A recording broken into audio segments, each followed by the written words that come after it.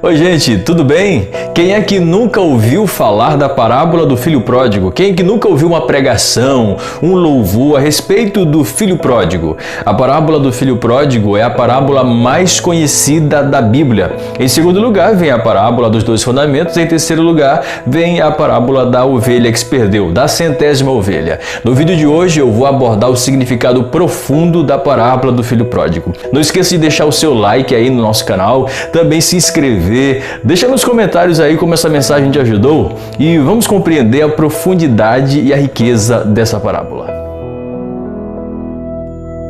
Muitas são as pregações a respeito da parábola do filho pródigo. Cada pregador aborda a partir de uma ênfase diferente. Muitas, inúmeras são as canções que falam sobre essa parábola. Eu vou fazer uma aplicação que também vai edificar a sua vida. Essa parábola está em Lucas capítulo 15. E antes de você compreender cada significado de cada um dos elementos dessa parábola, convém compreender o contexto, porque é o contexto da parábola é que determina a interpretação desse texto, dessa história bíblica. Como Jesus estava, onde Jesus estava e o que estava fazendo. Se você percebeu o capítulo 15, versículo 1 de Lucas, Jesus estava numa roda comendo com pecadores e publicanos. Os fariseus e escribas olharam aquela cena e começaram a murmurar, como que querendo repreender Jesus. Esse aí está se misturando com pecadores, com publicanos, com gente da pior espécie. Aí, para responder a essa crítica dos fariseus e escribas, Jesus propõe uma série de 3 parábolas falando de um único assunto. A primeira parábola é a parábola da ovelha perdida, a segunda parábola, a parábola da dracma perdida e a terceira parábola é a parábola do filho que se perdeu, que é o filho pródigo. Percebam que todos os 3 estavam perdidos. A ovelha se perdeu no deserto, a dracma se perdeu dentro de casa e o filho se perdeu fora de casa. Jesus, para responder aos escribas e fariseus, propõe essas 3 parábolas, repito, com um único tema, para dizer que o Filho do Homem, ele veio sim para buscar e salvar aquilo que se havia perdido. E ele só salvaria se ele estivesse no meio deles, junto com eles. É preciso que você entenda o seguinte, a parábola do filho pródigo não é sobre o filho pródigo. A parábola do filho pródigo é sobre o pai que recebeu o filho que se desviou. E quais são os elementos dessa parábola? Primeiro, o pai que tem uma fazenda, então é um pai fazendeiro. Segundo, um filho mais velho e terceiro, um filho caçula. São os 3 principais elementos dessa parábola e nós vamos analisar detalhadamente cada um deles. Nesse sentido, quem é o pai dessa parábola está mais do que claro de que o pai é o próprio Deus. Esse pai tem uma fazenda e essa fazenda ele divide com os 2 filhos, porque quando o filho caçula decide ir embora e pedir a parte da sua herança, ele divide logo para os 2, uma herança para cada um. Esse pai divide a sua herança, a sua fazenda para os seus filhos. O que representa essa herança? O que significa essa fazenda que o pai dá aos seus filhos? Essa fazenda são todas as bênçãos, são todos os dons, são todas as obras da graça que Deus tem dado gratuitamente a todos os seres humanos, inclusive os rebeldes, inclusive os pecadores. Tem o Salmo 68, versículo 18, que inclusive Paulo repete esse salmo em Efésios, que diz assim: Tu subiste ao alto, levaste cativo o cativeiro, recebeste dons para os homens e até para os rebeldes. Isso quer dizer que a herança de Deus, a fazenda de Deus, as bênçãos de Deus são distribuídas para todo mundo, inclusive para quem é rebelde. É por isso que o pai dessa parábola distribui a sua fazenda até para aquele filho que se rebelou. Como eu já disse, essa herança que foi repartida é a própria graça de Deus, que é manifestada através de talentos que a pessoa tem, dons sobrenaturais, dons espirituais e principalmente a salvação.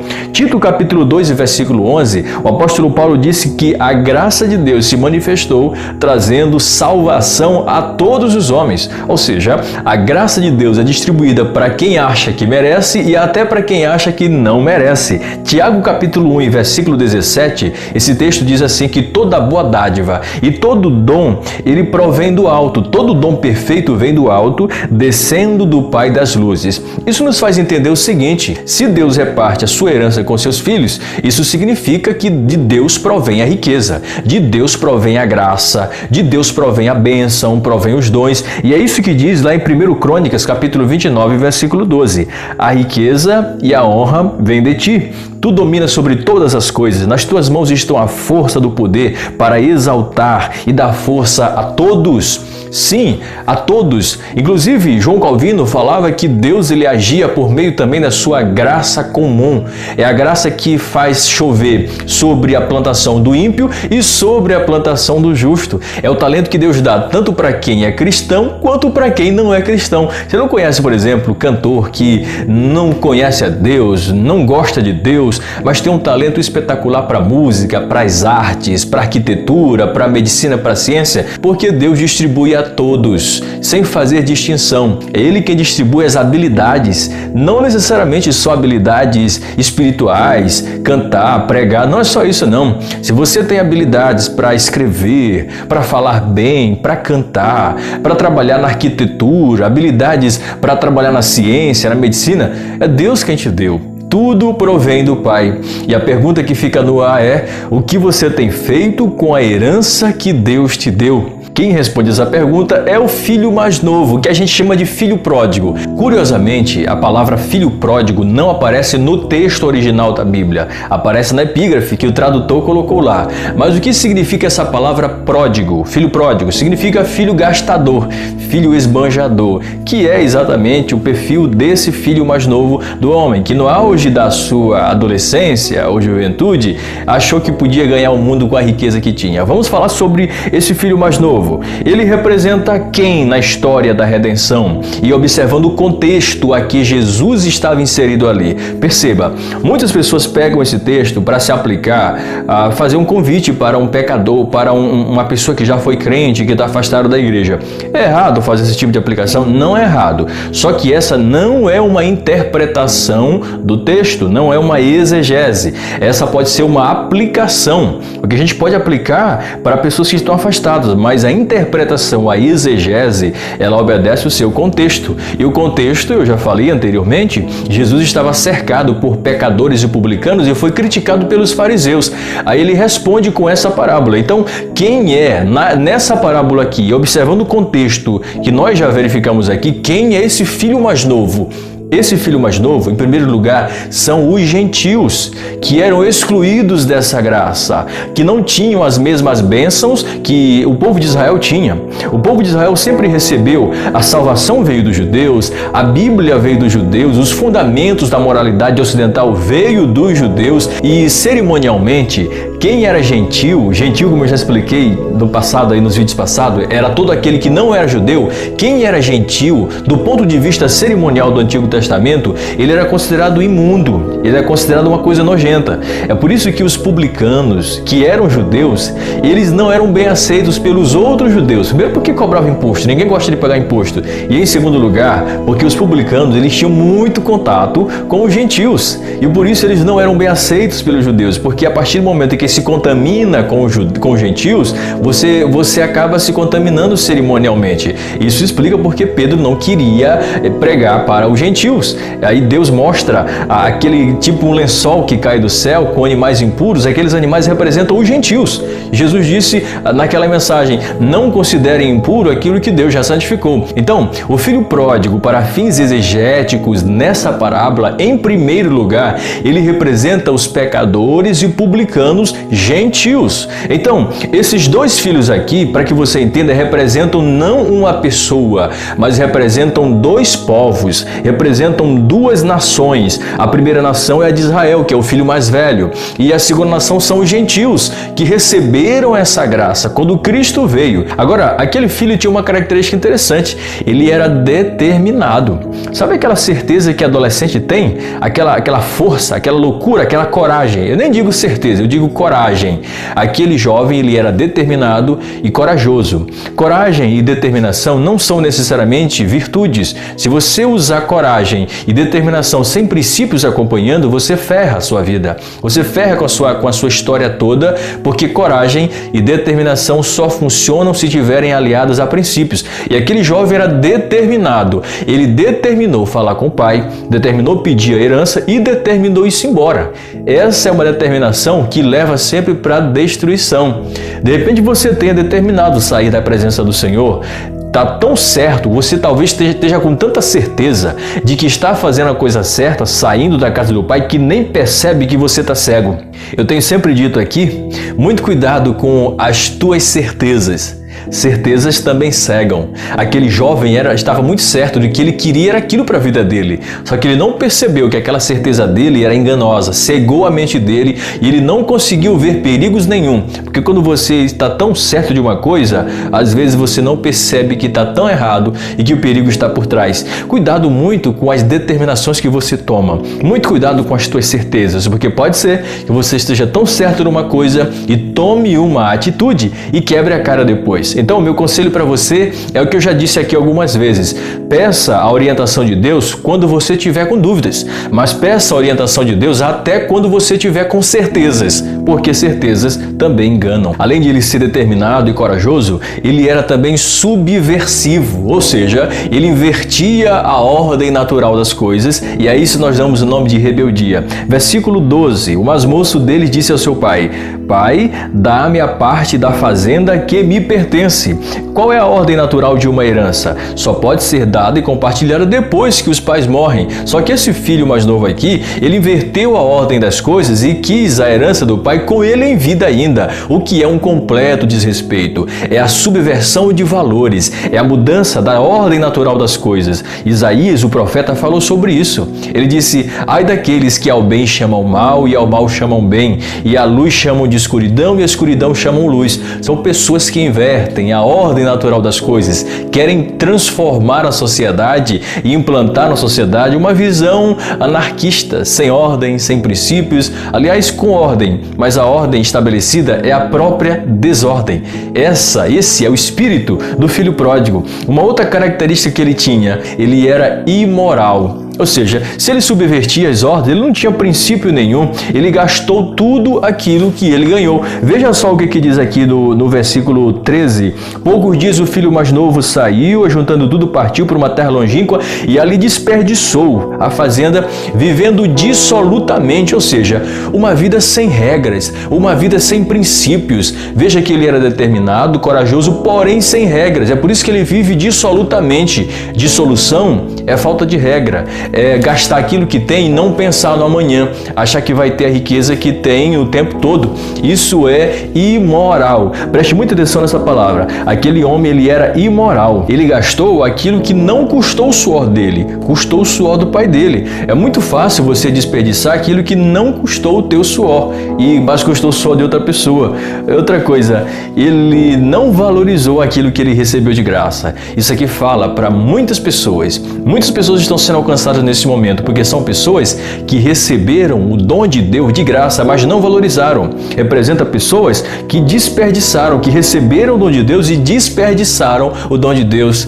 Tanta gente por aí que tem tanto talento para pregação, falam tão bem, discursam tão bem, mas emprestam os seus talentos para o diabo, para fazer tanta coisa errada. Cantam tão bem, mas usam a sua voz, emprestam a sua voz para Satanás, para cantar coisas imorais, para cantar subversões, para pregar uma vida completamente distanciada do Senhor. E a pergunta que eu fiz anteriormente, eu volto a fazer: o que você tem feito com a herança que Deus te deu, com os dons que Deus te deu, com os talentos que Deus te deu? Novamente eu volto a dizer, quando eu falo de talento, eu não estou dizendo que você deve usar os seus talentos só na igreja, não. Graças a Deus, porque Deus deu talento aos homens, Deus deu dons aos homens, para os médicos fazerem vacinas, remédios. Deus deu talento aos cientistas, aos matemáticos, aos físicos, aos linguistas. Deus deu talento e Deus deu para você também.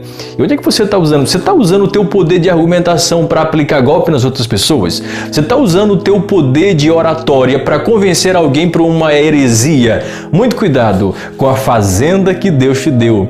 cuide dessa fazenda, regue dessa fazenda e não seja um imoral que não valoriza aquilo que Deus te deu de graça. Zele pelos dons que Deus te deu.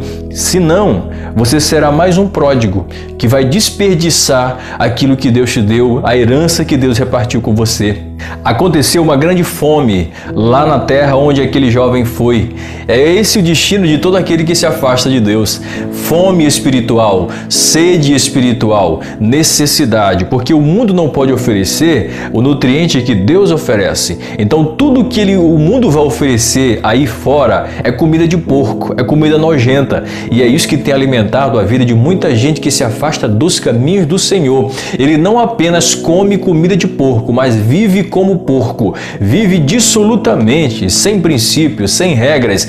O homem no pecado, ele é rebaixado, nessa história do filho pródigo, ele é rebaixado ao nível de um porco, que era um animal imundo para os judeus. Porém, se você deseja se alimentar, Jesus, ele te dá o pão da vida, ele é o pão da vida, ele é a água da vida, e a comida que Deus te dá, o alimento que Deus te dá é de graça. Isaías 55, que eu li no vídeo passado: vinde, comei e bebei de graça, sem dinheiro e sem preço, venham e bebam da água da vida. É Deus te convidando, querido, para você beber dessa água e dizer para você que no reino de Deus, enquanto você passa fome aí no mundo, fome espiritual, no reino de Deus tem abundância de comida.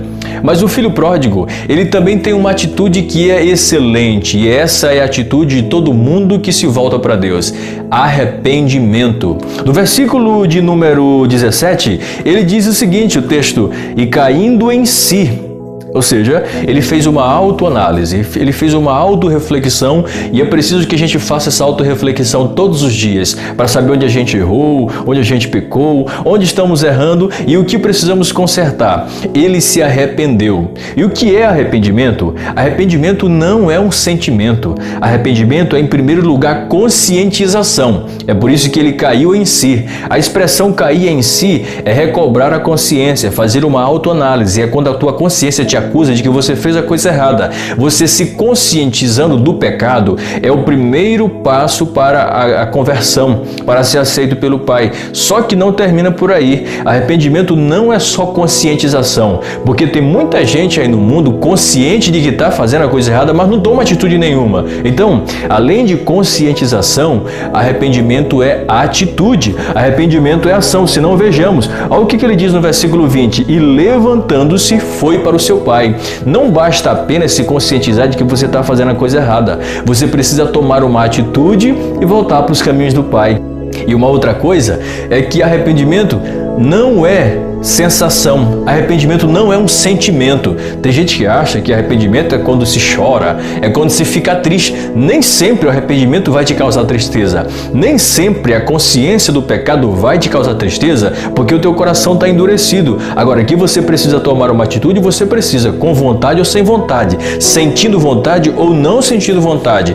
Esse é o passo para você que deseja se voltar para Deus. Agora eu quero abrir um parêntese aqui para falar novamente de Deus, que é o Pai, porque aqui vamos falar agora da recepção desse filho. O pai, como eu já disse no início, a história do filho pródigo diz mais sobre o pai que recebe do que o filho que foi. Esse pai, ele recebe o filho. Esse pai, primeiramente, o viu de longe. Quando o filho, ele toma rumo para voltar para a casa do pai, de longe, o pai já estava esperando ele, parece que o pai já estava esperando ele e avistou ele de longe. O pai que ama conhece o seu filho de longe. De longe ele já consegue diferenciar qual é o seu filho. Afinal, foi o próprio Deus quem fez com as suas próprias mãos. Então, o Pai te vê, Jesus te vê, Ele conhece o estado em que você se encontra aí, querido. Ele sabe na miséria espiritual que você se encontra, na necessidade, o quanto você foi reduzido ao nível animal, aí no pecado, se alimentando de bolotas, de alfarrobas, de comida de porco, espiritualmente falando. Ele está vendo você, conhece as tuas angústias, conhece os teus sofrimentos e Ele quer dar um fim a esse sofrimento. Aí esse pai, ele tem uma outra atitude. Ele moveu-se de íntima compaixão compaixão. Ao invés de ele ficar com raiva, com o filho ter desperdiçado tudo, ele foi com pena, com misericórdia. Ele se sentiu.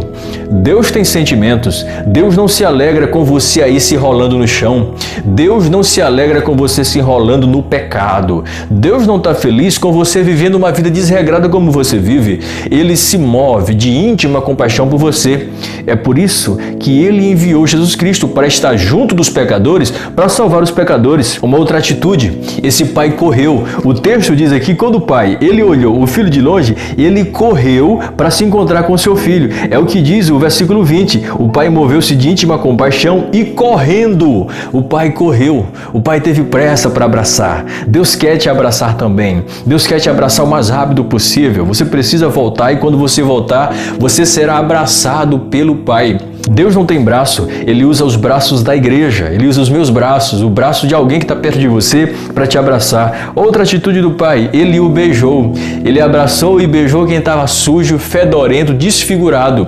É assim que Jesus te faz. Ele quer te dar um abraço de perdão, não importa quantos pecados você cometeu, quão sujo é o seu passado, não importa para Deus, importa que você se arrependeu e voltou para Ele. Esse pai, depois que ele beija, abraça, cheira, ele faz uma grande festa para receber. É aí que Jesus disse que há uma grande festa no céu, quando um pecador se arrepende. É assim que Jesus faz. Agora, fechando esse parêntese, vamos voltar para o Filho novamente. Ele faz o último passo para quem quer ser aceito por Deus. Primeiro, ele se arrependeu. Segundo, agora ele confessou. Olha como é que é a confissão dele aqui. Ele chega diante do Pai e disse: Pai, pequei. Ele reconhece, pequei contra ti e contra os céus, porque quem desobedece ao seu pai, aquele filho era rebelde, quem desobedece pai e mãe está desobedecendo a Deus. É por isso que ele reconhece que ele está desobedecendo tanto a Deus quanto ao próprio pai dele. Então, a confissão é um processo de reconhecimento de dívida diante de Deus. Quando a tua consciência te recobra do teu pecado, você não precisa se fechar a isso, é preciso tomar uma atitude e confessar e dizer para Deus: Senhor, eu pequei, eu chutei o pau na barraca, eu pisei fora do caco mesmo, eu errei, mas eu quero humildemente pedir o teu perdão porque eu sei que eu estou errado. Confissão. Confessa os teus pecados para Deus se você quer ser abraçado por Ele. Confissão é a base para o perdão. Deus nunca vai te perdoar se você não confessar. Não é que Deus não quer te perdoar, é que para Ele te perdoar, precisa que você reconheça o teu pecado, confesse e se volte a Ele inteiramente. Então, confesse o seu pecado para Deus. Não há por que você ficar escondendo uma coisa que Deus consegue ver mesmo que você esconda. É melhor confessar, porque Deus vai te perdoar e vai te restaurar completamente. Então ele confessou que ele não era digno. Ele confessou que ele estava numa miséria. Muitas pessoas que estão longe de Deus acham que estão top diante de Deus, estão vivendo uma vida espiritual medíocre, estão apartados de Deus, longe do Senhor, e acham que estão num patamar elevadíssimo. São miseráveis que não reconhecem a sua própria miséria. Aliás, o mundo aí, o diabo faz o ser humano se orgulhar da sua própria miséria. Eu sou assim mesmo. Que é isso? Não se orgulhe dos seus pecados. O diabo quer que você se orgulhe dos pecados que você comete, da vida profana que você leva. Não se orgulhe. Reconheça que você é um pecador. Esse pródigo aqui, ele reconheceu a sua miserabilidade. Ele não se reconheceu como digno nem de ser chamado de filho. Ele queria ser um serviçal comum. Agora vamos analisar o filho mais velho. Vamos analisar o contexto geral da redenção e o contexto específico da parábola. No contexto geral, o filho mais velho representa um povo, assim como o filho mais novo. O filho mais velho representa o povo de Israel. Por que eles são mais velhos? Porque foram eles que receberam as promessas primeiro, eles que receberam a lei primeiro do que nós, receberam o culto, o templo, a teologia veio deles, a Bíblia veio deles, eles foram instrumentalizados por Deus para servirem de luz às nações, de sacerdócio para as nações, a salvação veio deles, a história da redenção foi canalizada por eles, porque Deus disse a Abraão que por meio da semente deles abençoaria todas as famílias da terra. Isso aconteceu de fato. Então eles são os irmãos mais velhos. Naquele contexto específico de Jesus, o irmão mais velho eram os escribas e fariseus e os religiosos formalistas daquela época que tinham religião, mas não tinham vida. Era apenas uma religiosidade sem espiritualidade, era apenas ritual formal sem vida. Então Jesus ele responde para esse povo. E aqui eu vou destacar algumas características desse irmão mais velho. Primeiro, ele nem se importou quando o irmão dele foi embora. Você não vê na parábola ele falando com o irmão, olha, não vai, fica aí, que é isso, deixa de coisa, fica aqui com a gente, não vai-te embora. Ele não fez esforço nenhum para esse irmão ficar dentro de casa. É exatamente aqueles religiosos formalistas que estão na igreja, mas que não fazem nada para impedir a derrota de um irmão que está do banco. Não fazem nada. Está vendo o irmão se acabando, está vendo o irmão perdendo a vida, perdendo o ministério, perdendo tudo, mas não faz nada porque não quer se meter na vida dos outros. Que é isso? Tem jeitinho de falar assim, de chamar a atenção, de alertar, de abrir os olhos. Segunda característica desse filho mais velho, ele não tinha intimidade com o pai. Por que ele não tinha intimidade com o pai? Porque quando ele encontra o pai fazendo uma festa, ele manda perguntar para os servos o que é que estava acontecendo. Por que ele não chama o pai primeiro para falar? Por que ele não fala diretamente com o pai e fala com o servo para se informar do que estava acontecendo? Não adianta estar na casa de Deus e não ter intimidade com esse Deus. Os fariseus e escribas, que são representados na figura do filho mais velho, eles estavam dentro de casa. O templo de Jerusalém era a casa de Deus, era chamada de a casa de Deus. Eles estavam literalmente, eles viviam dentro do templo, das sinagogas e tal, porém não tinham intimidade com o pai. Aí no versículo 29, olha como ele se acha digno. Além de ele não ter intimidade com o pai, não se importar com o irmão, ele achava que merecia uma festa. No versículo 29 ele disse: eis que te sirvo há tantos anos, sem nunca transgredir o teu mandamento, e nunca me deste um cabrito para alegrar-se com os meus irmãos, com meus amigos. Ele estava se achando aqui um cara obediente. É aquele jovem rico que obedecia todos os mandamentos. Era aquele fariseu que diante do publicano, na parábola que Jesus conta, disse que pagava o dízimo de tudo, que não era como esses pecadores nojentos que tinham aí. Eram essas pessoas, representa essas pessoas que se achavam super santas, santarrão demais, santos demais, religiosos demais, que não se são tão santos que nem se aproximam com crentinho, com gentinha, que nem se aproxima com pessoas que têm dificuldade para ficar de pé na fé. São essas pessoas aqui, são santas demais, que acham que merecem alguma coisa de Deus. Ah, eu mereço, meu pai, que tu me deu uma festa, e tu nunca me deu uma festa para eu me satisfazer com meus amigos, nem um cabrito sequer.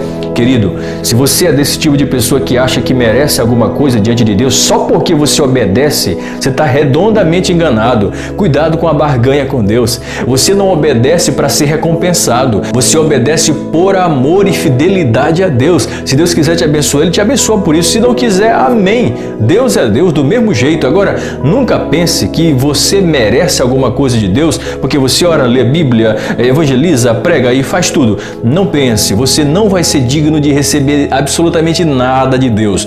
Tudo que você recebe é por graça e tudo que você oferece é por amor e fidelidade. Não seja crente que acha que por obedecer tem direito a alguma coisa com Deus. Você não tem direito nenhum, a não ser aquele que Deus te deu. Não aquilo que você conquistou pelos teus esforços, mas aquilo que Deus te deu, e é aquele que Jesus chama em João capítulo 3, em João capítulo 1, de ser chamado Filho de Deus. Então muito cuidado com a barganha. Não queira barganhar com Deus, achando que você dá um dízimo, Deus vai te recompensar. Achando que se você dá uma oferta, Deus então é obrigado a te dar alguma coisa. Achando que se você é uma pessoa legal, Deus é obrigado a não te deixar passar por problema nenhum. Isso é barganha. Deus não é obrigado a te devolver nada, a te dar nada. Tudo que Ele te dá é porque Ele é bom, misericordioso, não é porque você merece. Eu falei anteriormente que o filho pródigo era imoral. Agora, o filho mais velho era moralista. A diferença do imoral para o moralista é que o imoral, ele desobedece tudo. Já o moralista obedece tudo de acordo com a lei, mas não tem amor e nem misericórdia. Ele só obedece a princípios, a preceitos, mas não tem amor na prática por ninguém. Não adianta você obedecer todos os princípios de Deus, todos os princípios da sua igreja, se você não tem coragem, não tem a capacidade de se sentar com o seu irmão que tem um pecado diferente do seu, para comer com ele, para conversar com ele. Não adianta. Agora no versículo 30, uma coisa interessante é que o irmão mais velho nem considerava o irmão mais novo como irmão. Olha o que ele diz: este teu filho, tu fizeste uma festa para este teu filho. Ele poderia dizer: tu fizeste uma festa para o meu irmão, não fez para mim? Se você é desses que não considera mais como irmão aquele irmão fraquinho da igreja, ou aquele irmão que não é da sua mesma igreja, você precisa parar para pensar e perceber que nós somos filhos de Deus. Agora eu quero concluir falando do pai. Eu comecei dizendo que a parábola do filho pródigo, ela diz mais sobre o pai do que sobre o filho que se perdeu, porque é o pai que reparte a herança, é o pai que corre para abraçar, é o pai que corre para beijar, é o pai que faz a festa, é o pai que recebe. Primeiramente, esse pai, a gente percebe nessa parábola que ele não faz acepção de pessoas. Ele ama tanto o filho que está em casa, como também o filho que foi embora. Outra coisa, ele oferece essa graça para todas as pessoas e não faz acepção, né? Porque a graça de Deus, ela se manifesta a todos os homens. A graça de Deus, ela é oferecida às pessoas que os legalistas da época achavam que não mereciam a graça, mas ela é distribuída a todos. A graça de Deus permite que ele faça festa para quem ele quiser. Ele abençoa pessoas que você julga e olha assim: esse cara não merece receber isso aí. Ora, mas Deus é quem dá a bênção e ele abençoa quem ele quiser. Esse pai, ele perdoa, mesmo que o pecador tenha cometido o pecado mais grave possível. Aquele filho pródigo, nós já listamos aqui uma série de pecados dele, mas a quantidade de pecado não suporta quando existe arrependimento que prossegue para a confissão e resulta no perdão. Nunca tente limitar o poder do perdão de Deus. Eu já ouvi muitas pessoas que, quando olham alguém que tem um passado sujo se convertendo, começa a dizer: esse cara está cheio de pecado, e acha que Deus vai perdoar. Não limite o perdão de Deus e nem compare o perdão de Deus com o perdão do homem, porque Deus não perdoa como perdoa o homem. Se você tem dificuldade para perdoar, Deus não tem nenhuma. É só ele olhar no coração do cara que tem disposição para se arrepender, ele perdoa sem nenhuma dificuldade. Não limite o perdão de Deus. E se você está aí jogado no chão, achando que o teu pecado é o mais grave de todos, querido, se você se arrepende, tem perdão para você. Não limite o perdão de Deus. Deus não é você que tem dificuldade de perdoar. Deus é Deus. O seu nome é Deus.